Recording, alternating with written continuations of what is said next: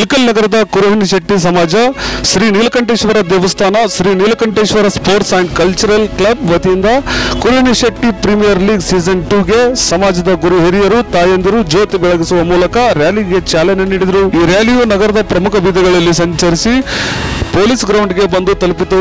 ಈ ರ್ಯಾಲಿಯಲ್ಲಿ ಪ್ಲೇಯರ್ಸ್ಗಳು, ತಂಡದ ಮಾಲೀಕರು ಜರ್ಸಿ ತೊಟ್ಟು ರ್ಯಾಲಿಯಲ್ಲಿ ಭಾಗಿಯಾದರು.